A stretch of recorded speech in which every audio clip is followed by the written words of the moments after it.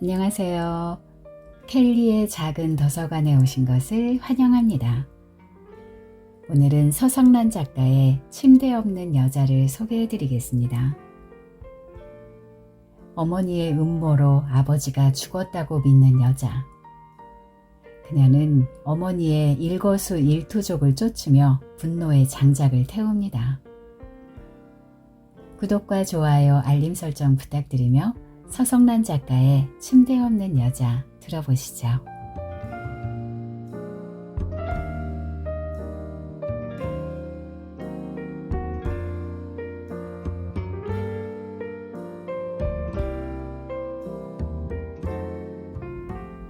오준이 돌아온다. 나는 평생 오준을 기다리며 살아왔다. 굳게 닫혀있는 현관문이 열리는 날 오준은 망설이지 않고 그녀의 심장 깊숙이 복수의 칼날을 찔러 넣을 것이다. 나는 오준을 아들처럼 키웠다. 한 여사는 아기를 만드는 데 소질이 있을 뿐 기르는 일에는 관심이 없는 여자였다. 아들 하나 낳아달라고 비굴하게 애원하는 아버지의 간청에 못 이겨 오준을 낳았지만 한 여사는 출산 후 3, 7일이 지나기도 전에 집 밖으로 싸돌아다녔다. 한 여사는 오준에게 모유를 먹이지 않았다. 첫 아이인 나를 낳았을 때 그녀는 황금빛 초유가 뚝뚝 떨어지는 젖가슴을 야멸차게 면 기저귀로 싸매고 물처럼 엿기름을 마셔댔다. 한 여사의 탱탱한 젖꼭지를 빨아본 사람은 젊은 애인들 뿐이었다. 28년을 함께 살았던 아버지도 한 여사의 젖가슴을 함부로 만지지 못했다. 젊고 예쁜 여자들이 널려 있었지만 아버지는 일편단심 한 여사만 사랑하고 아꼈다. 아버지의 사랑이 그녀의 교만한 마음을 부추겼을 것이다. 한 여사의 몸은 건강하고 아름답다. 싱싱한 육체가 내뿜는 향기가 매혹적이다. 태어나서 38회를 살아오는 동안 나는 단 한 번도 예쁘다는 말을 들어보지 못했다. 얼굴이 못생겼으면 머리가 똑똑하든가 하다못해 살림이라도 야무지게 못하니? 한 여사가 나를 두고 즐겨하는 말은 쓸데없는 생각하지 말고 살림이나 잘하라는 것이다. 아버지가 죽자 한 여사는 노골적으로 나를 무시했고 당당하게 부려먹었다. 한 여사는 내가 학대를 견디지 못하고 집을 나가기를 바랐겠지만 아버지와 오준이 없는 집을 그녀에게 통째로 내줄 수 없었다. 내가 집을 나가버리면 그녀는 이튿날 당장 젊은 애인을 집 안으로 끌어들여서 아버지의 채취가 남아있는 침대를 더럽힐 것이다. 사고 직후 나는 오준을 설득해서 입대시켰다. 성정이 유약한 데다가 아버지를 잃은 충격과 슬픔에 빠져있는 오준에게 나는 진실을 이야기해 줄 수 없었다. 군대가 오준을 강인한 남자로 만들어주기를 바랐지만 마음이 편했던 것은 아니었다. 나는 생각할 시간이 필요했다. 내가 생각을 정리하고 계획을 세워놓으면 오준이 집으로 돌아와서 복수를 해야 했다. 아버지가 사고가 아니라 음모에 의해 살해당했다는 사실과 복수할 방법을 세세히 적어서 나는 수차례 오준에게 편지를 보냈다. 이제 오준은 더 이상 아이가 아니었다. 아이일 수 없었다. 지금이라도 당장 현관문이 열리고 검게 그을린 얼굴로 오준이 들어설 것 같았다. 오준은 망설이지 않을 것이다. 망설여서는 안 된다. 강보에 쌓여 있을 때부터 오준은 내 아들이었고 지금도 여전히 내가 가장 사랑하는 남자였다. 남편의 명예를 더럽히고 죽음으로 몰아넣은 여자의 최후가 어떤 것인지 오주는 행동으로서 보여주어야만 한다. 그녀가 자신의 어머니일지라도 말이다. 38평 아파트는 한 여사 혼자 살기에도 충분히 좁다. 한 여사는 4개의 방 중 2개를 침실과 드레스룸으로 사용하고 있다. 외출했다가 돌아오면 그녀는 현관에서부터 옷을 하나씩 벗어놓는 나쁜 습관이 있다.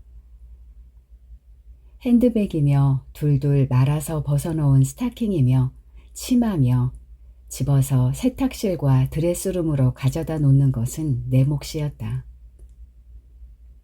한 여사는 결혼할 때 친정에서 딸려 보내준 몸종처럼 나를 부려먹었다. 한 여사는 오전에 카페 그리스로 출근했고 집으로 돌아오는 시간이 일정하지 않았다. 그녀는 오래전부터 카페 여주인이 되고 싶어 했다. 아버지는 허락하지 않았다. 한 여사는 아버지가 죽음으로써 마침내 꿈을 이룰 수 있었다.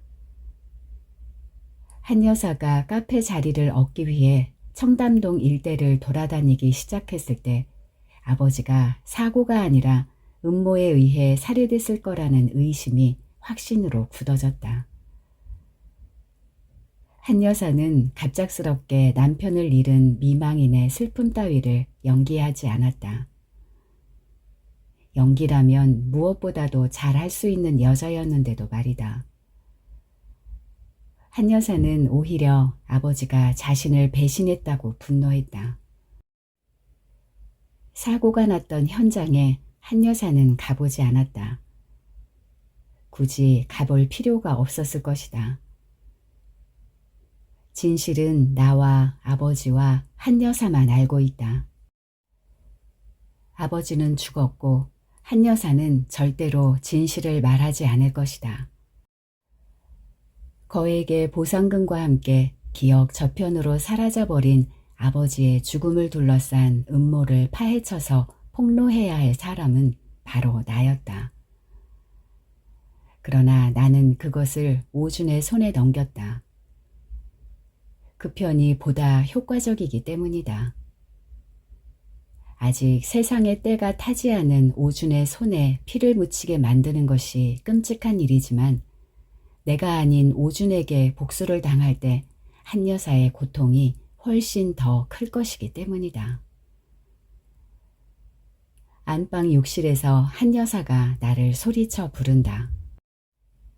황급히 안방으로 달려가자 한 여사가 마른 수건을 가져오라고 버럭 고함을 친다. 어제 저녁에 수건 몇 장을 개켜 욕실 선반 위에 올려놓았는데 벌써 다 써버린 모양이다. 한 여사는 내가 베란다 건조대에서 걷어간 수건을 낚아채듯 가져가서 몸에 물기를 닦아낸다. 방을 나가려다 말고 나는 둔부에서 허벅지와 종아리로 이어지는 한 여사의 하반신을 천천히 눈으로 훑는다. 한 여사의 발목에서 시선이 붙들린다. 발목이 가느다란 작은 발은 신데렐라의 유리구두를 신고 밤새 춤을 춘다 해도 절대 붓거나 아프다거나 하지 않을 것 같았다. 한 여사의 몸은 아름답다. 군더더기 없이 단단한 몸은 50대 중반을 넘긴 여자의 것으로 보이지 않는다. 미라는 것이 오로지 육체에 한정된 것이라면 한 여사는 완벽한 미의 소유자다. 한 여사의 벗은 몸을 보고 있을 때면 나는 젊은 애인 앞에서도 당당한 그녀를 이해할 수 있을 것 같다. 아름다운 것은 뻔뻔하고 염치가 없는 법이다. 아름답기 때문에 용서가 되고 모든 것을 허용할 수 있는 것이다. 그녀가 나를 낳아준 어머니가 아니라면 나 역시 그렇게 했을지도 모른다. 뭘 그렇게 보고 서 있니? 한 여사가 팩 소리친다. 나는 마법이 풀린 신데렐라처럼 허둥거리면서 방을 나간다. 한 여사는 대부분의 여자들이 선천적으로 타고난다는 모성이 없다. 나는 내게 사랑과 관심을 주지 않는다고 한 여사를 탓하지 않는다. 사랑 따위는 성가실 따름이다. 나는 어머니의 자궁에서 10달을 채우고 세상에 태어나느니 차라리 아버지의 머리에서 튀어나왔거나 물거품에서 생겨났더라면 좋았을 거라고 생각한다. 미가 추보다 위험하다는 사실을 아버지는 알지 못했다. 아름다움에 홀렸던 아버지는 아름다운 것으로 화를 당했다. 아버지는 죽음의 강을 거슬러 이승으로 돌아올 수 없다. 저승의 신과 맞서 싸워 목숨을 구해줄 영웅이나 남편 대신 죽음을 자처할 아내가 없었다. 한 여사가 식탁에 앉는다. 잡곡밥 반 공기와 된장국과 백김치, 양상추와 오이와 귤이 섞인 샐러드 접시가 식탁에 놓여 있다. 한 여사가 숟가락을 들고 된장 국물을 떠먹는다. 한 여사는 천천히 조금씩 먹는다. 한 여사는 곡류와 채소만 먹는다. 고기는 입에 대지 않는다. 한 주먹도 되지 않는 잡곡밥을 먹는데 1시간이 걸릴 정도로 느리게 식사를 한다. 아름다움을 유지하기란 쉽지 않다. 날마다 먹고 배설해야 생명을 유지할 수 있는 육체란 방심한 틈을 타서 쉽게 허물어질 수 있기 때문이다. 그녀는 아무 의심 없이 젓가락으로 양상추를 집어 입에 넣고 씹는다. 글자가 씌어있지 않은 텅 빈 공책 같은 얼굴이 아름답다. 희고 고운 이빠디 틈에서 씹히고 있는 연두빛 양상추가 관능적으로 느껴진다. 값비싼 외투에 현혹되어 그것을 몸에 걸치자마자 옷에 묻은 독 때문에 온몸이 타들어가는 고통을 당하면서 죽어가는 것보다 독약을 탄 양상추를 씹어 삼키다가 피를 토하고 절명하는 것이 훨씬 더 미적일 것이다. 그러나 오주는 다른 방법으로 그녀에게 복수할 것이다. 설사 후회와 고통이 따른다고 하더라도 우리 남매는 자신들을 낳아준 어머니를 죽여야만 할 운명이다. 오준이 돌아와도 나는 그 아이를 금방 알아보지 못할 것이다. 그 아이는 너무 오랫동안 집을 떠나 있었다. 오준이 입대한 지 벌써 10년의 세월이 흘렀다. 그동안 내가 보냈던 수십 통이 넘는 편지를 오준이 보았을 거라고 확신할 수 없다. 나는 답장을 한 통도 받지 못했다. 오준은 제대를 미루고 군대에 붙박여 있는지도 모른다. 집으로 돌아오면 맞닥뜨리게 될 비극적인 운명을 피하기 위해 낯선 땅을 찾아 떠돌아다니고 있을지도 모른다. 요약한 천성은 치명적인 약점이 될 수 있다. 나는 오준을 군대로 빼돌린 뒤 10년을 하루같이 기다렸다. 군대는 15년 동안 공들여 키운 남동생을 사악한 어머니로부터 구해내기 위한 절박한 선택이었다. 거친 사내들의 세계로 들어가기에 오준의 나이가 너무 어렸지만 달리 방법이 없었다. 오준이 떠난 뒤 나는 집 밖으로 나가지 않았다. 운명은 내게 기다려야 하는 과제를 부여했다. 그것은 내게 친구처럼 익숙했다. 살아생전 애타게 기다렸던 아버지는 죽어서 다시 기다림이라는 숙제를 안겨주었다. 한 여사는 10년 동안 오준에 대해 침묵했다. 그녀는 행방불명된 오준이 죽었거나 영영 돌아오지 않을 거라고 믿고 있었다. 아니, 믿고 싶었을 것이다. 오준이 지상에서 영원히 사라져준다면 한 여사는 언젠가 맞닥뜨리게 될 재앙으로부터 벗어날 수 있게 될 테니까 말이다. 신은 공정하지 않다.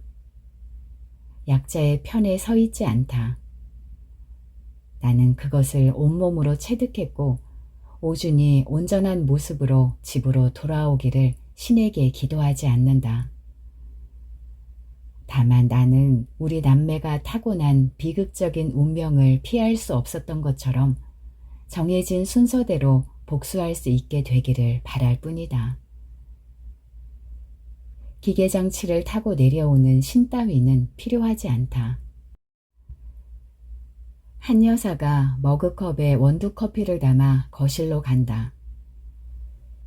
리모컨을 집어 텔레비전 전원을 켜고 소파에 젖버듬이 기대앉아 커피를 마신다. 9시 뉴스가 끝나고 드라마가 시작될 시각이다.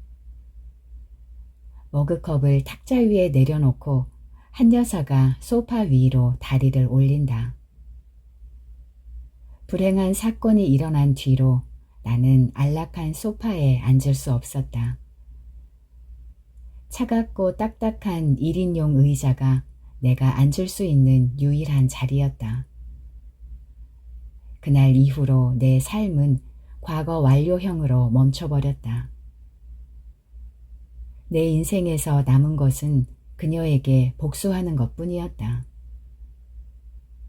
그마저도 내가 아닌 오준의 손에 넘겼지만 복수에 대한 희망과 책임마저 없었다면 살아있다는 것이 무의미했을 것이다. 잠옷차림에 화장을 지운 한 여사의 얼굴은 온갖 신산을 맛보며 늙어가는 여자의 지치고 고단한 빛을 볼 수 없다.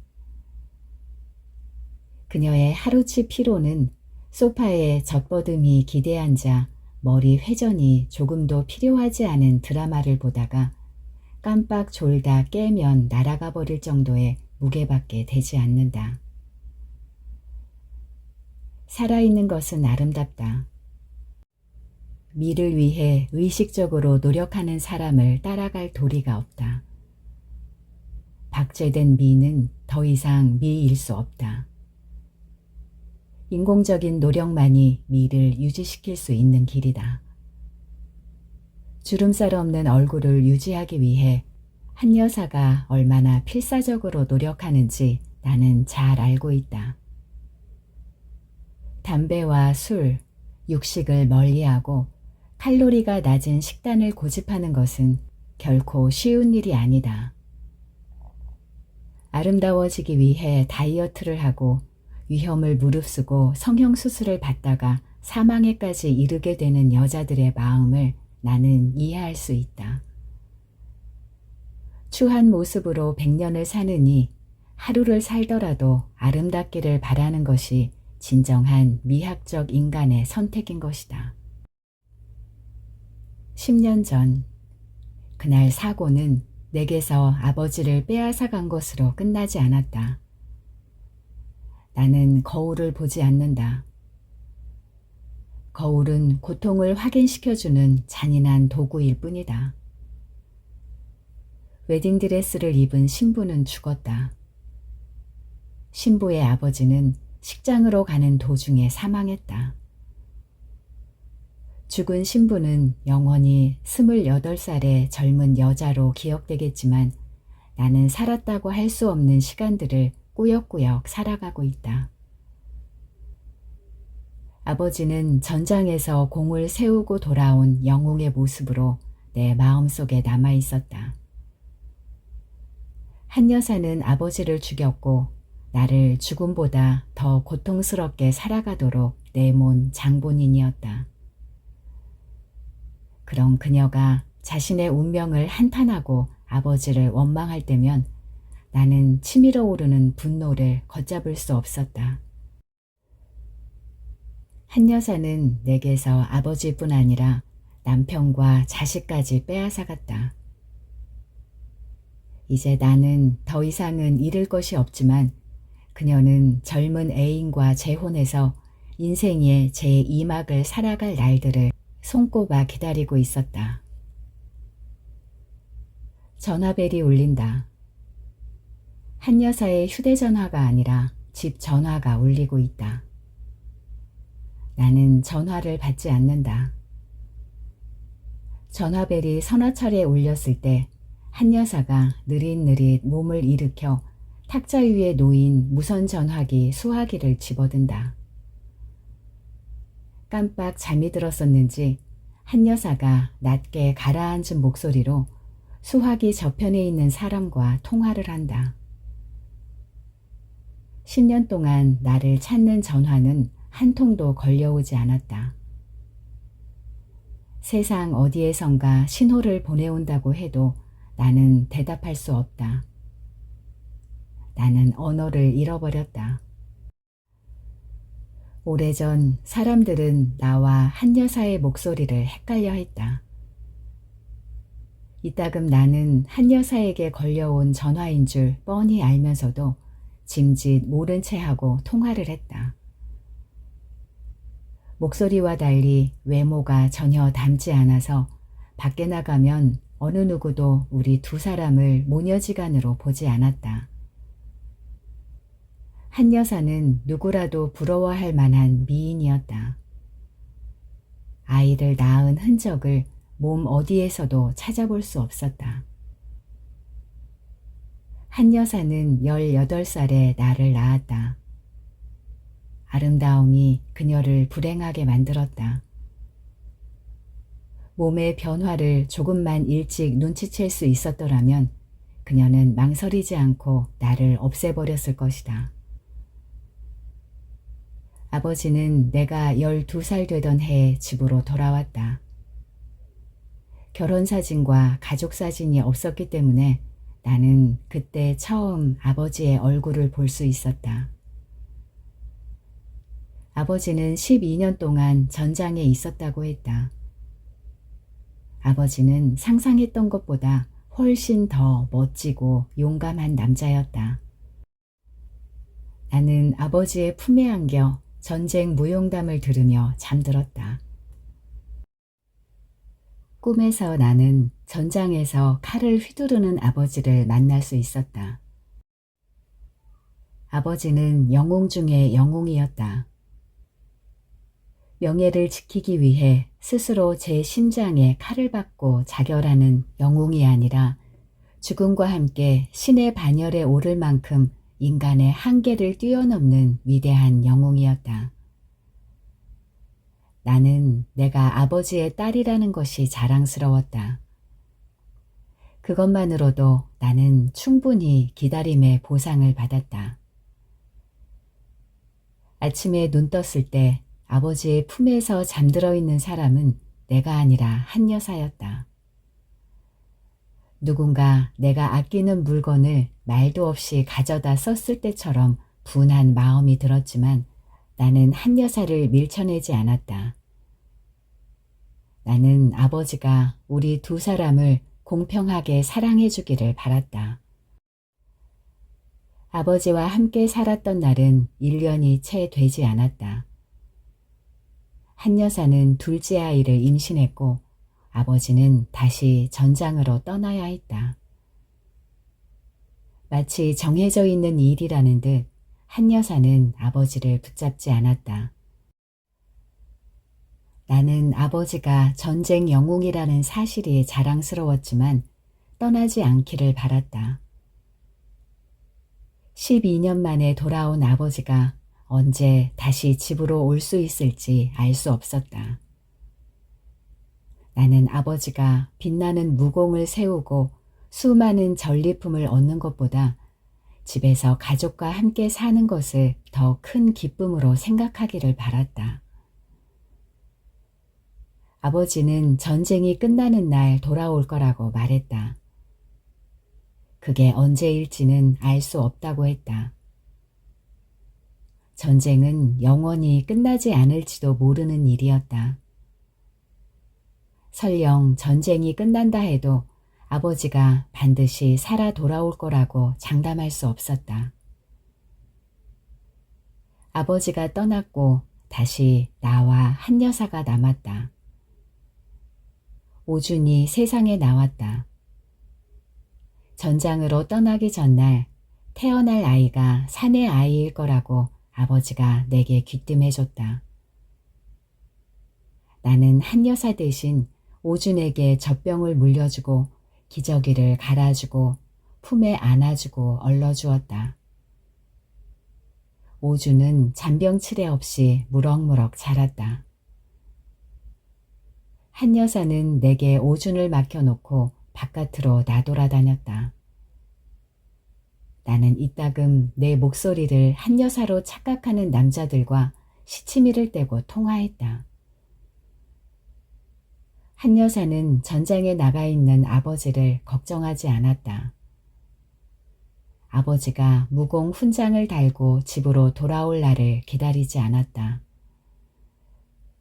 아버지가 사랑의 증표로 남기고 간 오준을 살뜰히 돌보지 않았다.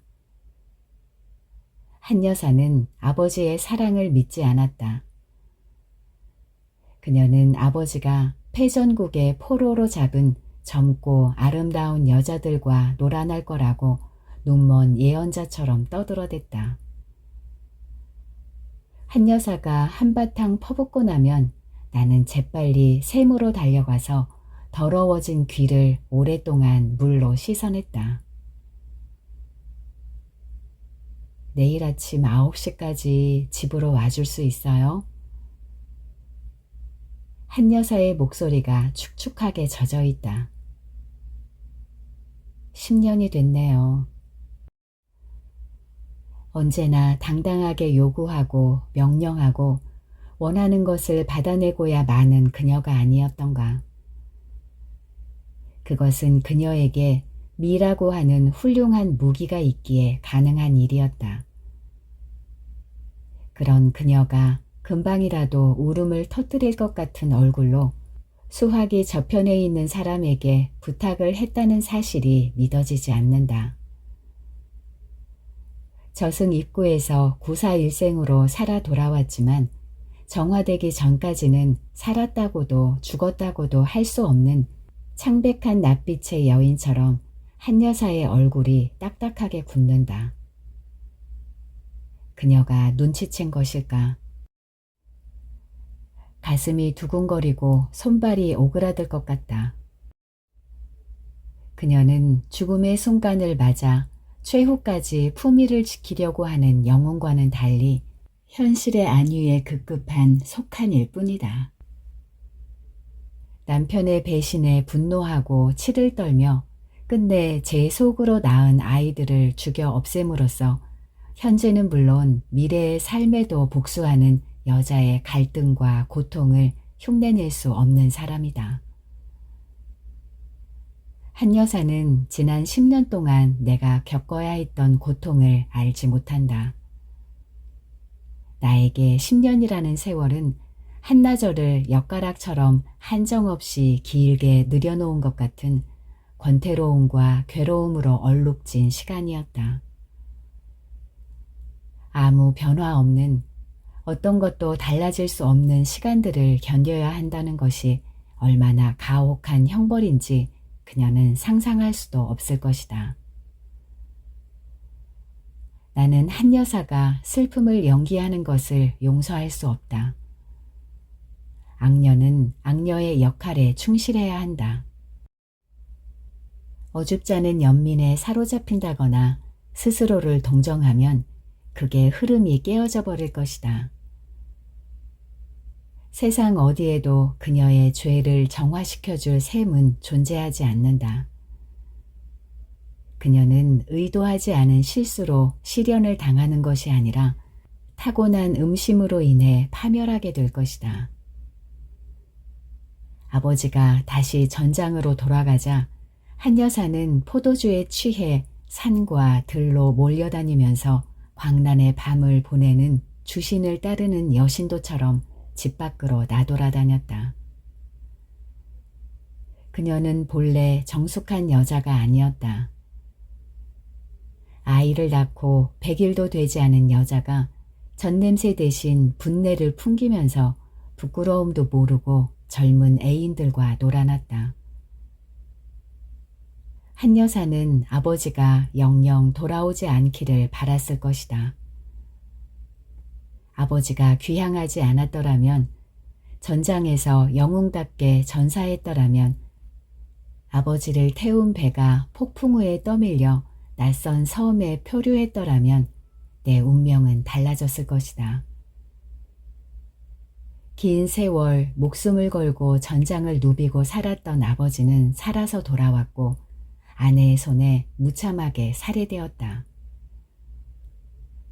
아버지는 불행한 운명을 예측하지 못했다.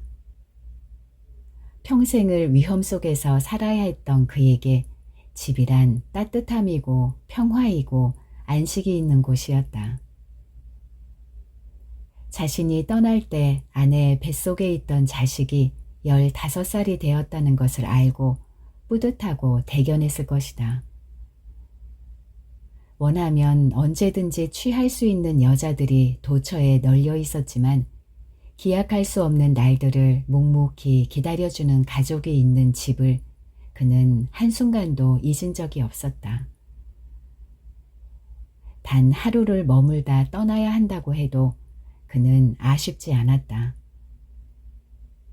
그에게 집이란 기다리는 가족이 있는, 원한다면 언제든 돌아갈 수 있는 곳이었다. 한 여사는 담담한 얼굴로 아버지를 맞았다. 그녀는 추악한 음모 따위를 내비치지 않을 만큼 주도 면밀했다. 아버지는 한 여사가 욕조에 받아놓은 따뜻한 물속에서 오랫동안 몸을 담그고 앉아 있었다. 덮개처럼 내려앉은 피로가 조금씩 풀리면서 졸음이 쏟아졌을 것이다. 수줍어서 자꾸 방으로 숨으려 하는 오준을 불러 한 여사가 아버지에게 잠옷을 가져다 드리라 일렀다. 잠옷을 입고 욕실에서 나온 아버지가 오준을 가볍게 끌어안았다. 나와 아버지의 눈길이 마주쳤다. 아버지가 어색하게 웃었다. 15년 만에 돌아온 아버지가 낯선 사람처럼 느껴졌다. 늘 그리운 마음으로 기다렸던 아버지는 무용담을 들려주었던 용감하고 늠름해 보였던 남자가 아니었다. 지독한 피로 때문일지도 모른다고 생각했다. 아버지가 저녁밥을 먹고 안방으로 들어갔다. 나는 따라 들어가지 않았다. 품에 안겨 무용담을 들려달라고 조를 만큼 나는 어리지 않았다. 오주는 낯선 사람을 경계하듯 아버지 옆에 있으려고 하지 않았다. 특별한 손님 때문에 불편한 데다가 이제 곧 내가 집을 떠날 거라는 사실이 오준을 불안하게 만들었다. 내 결혼 날짜가 이틀 뒤로 다가왔다. 결혼을 앞두고 있었지만 나는 특별히 분주하거나 가슴이 설레지 않았다. 한 여사는 든든한 배경이나 안정된 직장이 없는 지방 소도시 출신의 늙은 부모를 모시고 살아야 하는 나이 많은 사윗감을 탐탁지 않게 생각했다. 그녀는 내가 어린 남동생을 돌보면서 부엌대기로 늙어가기를 바랐을 것이다. 나는 일상의 소소한 기쁨을 누릴 수 있는 삶을 원했다. 평생 전장을 누비고 다니면서 무공을 세우고 용맹을 떨치는 남자는 아버지 하나로 좋겠다. 나는 한 집에 살면서 나를 사랑해줄 남자가 필요했다.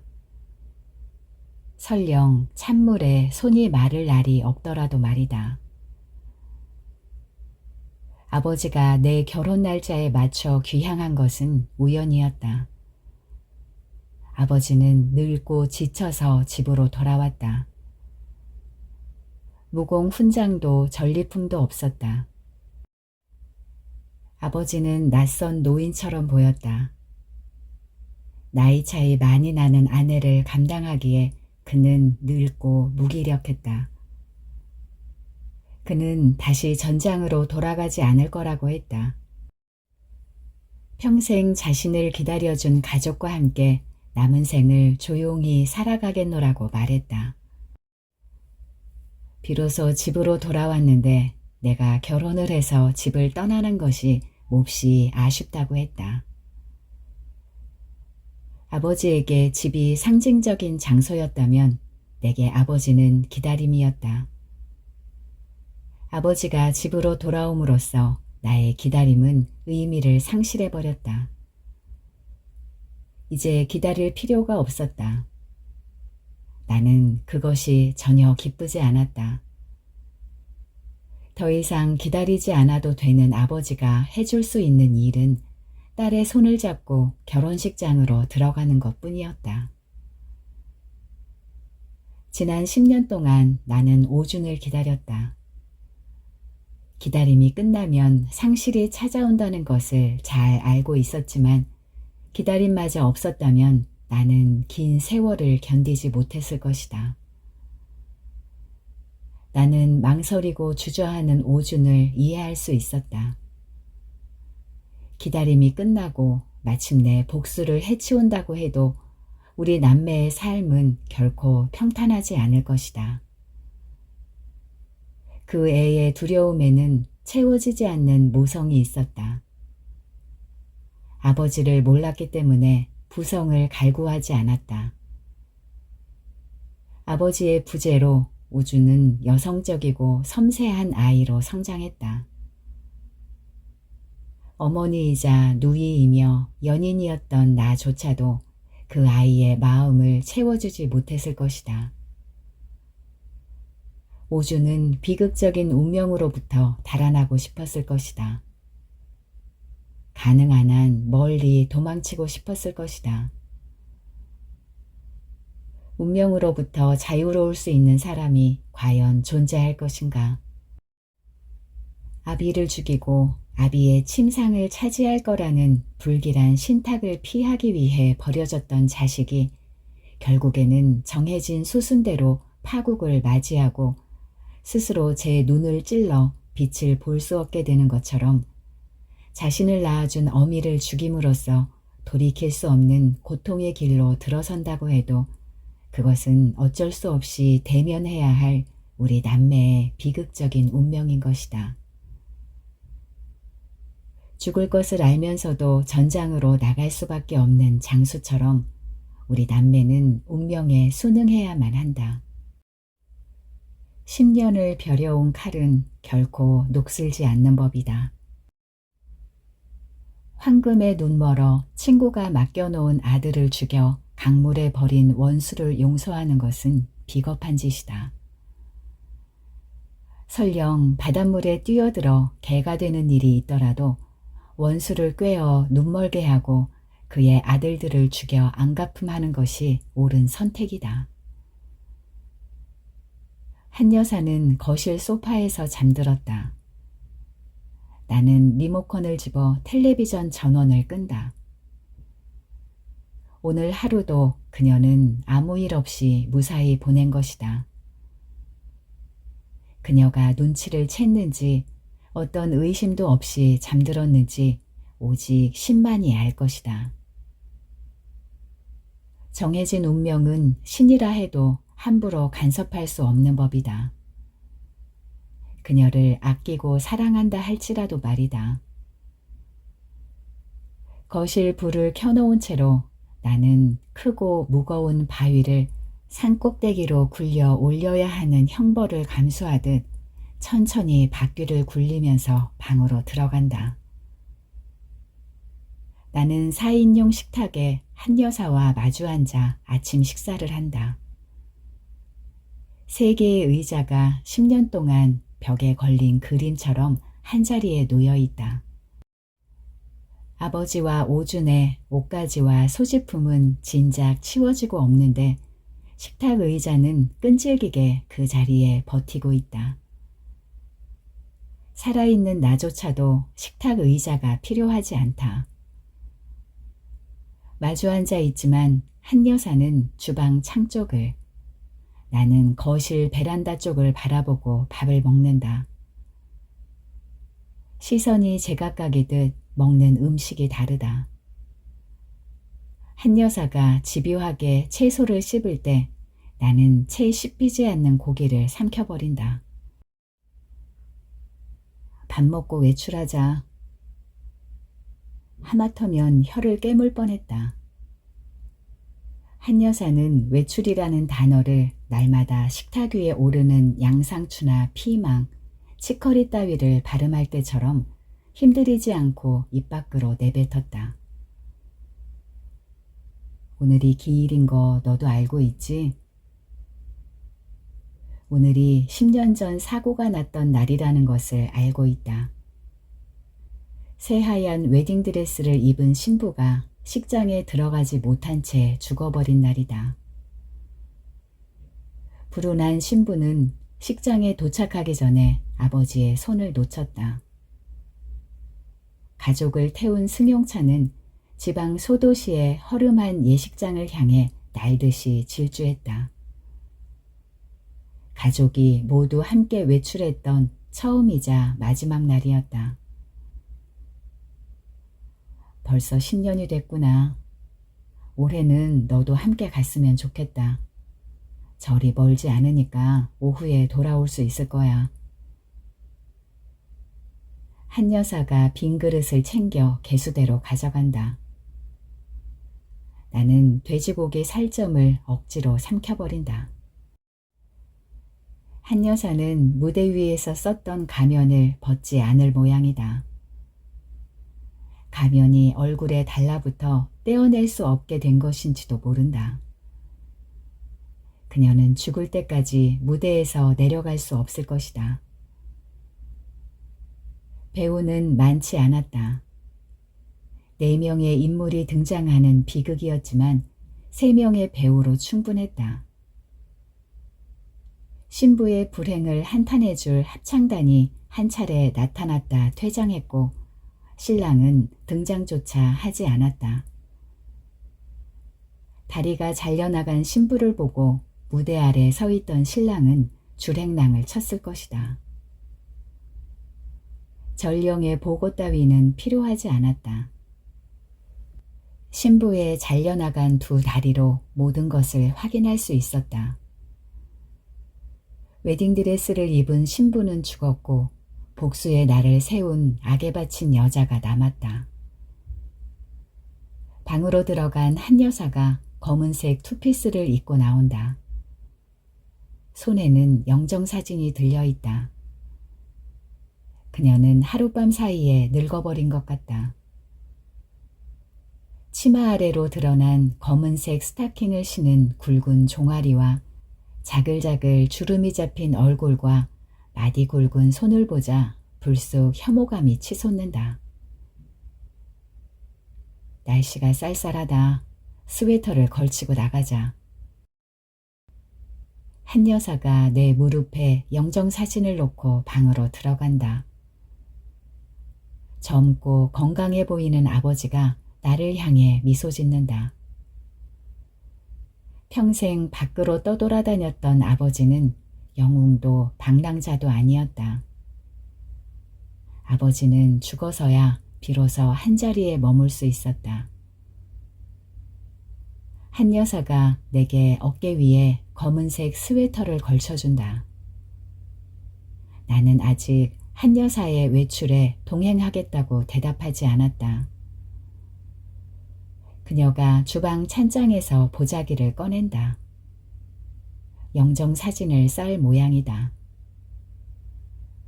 검은색 보자기를 찾지 못했는지 식탁 위에 분홍색 보자기를 펼쳐놓고 내 무릎에서 아버지의 영정사진을 집어간다. 담요를 두른 무릎 위에 영정사진 하나가 남았다. 10년이라는 긴 세월이 흘렀지만 여전히 해맑은 소년의 모습으로 오준이 나를 향해 밝게 웃고 있다. 현관 벨이 울린다. 한 여사가 내 등 뒤로 가서 선다. 분홍색 보자기에 쌓인 영정 사진의 무게 때문에 무릎이 시큰거린다. 바퀴가 천천히 굴러간다. 나는 아직 외출하겠다고 대답하지 않았다.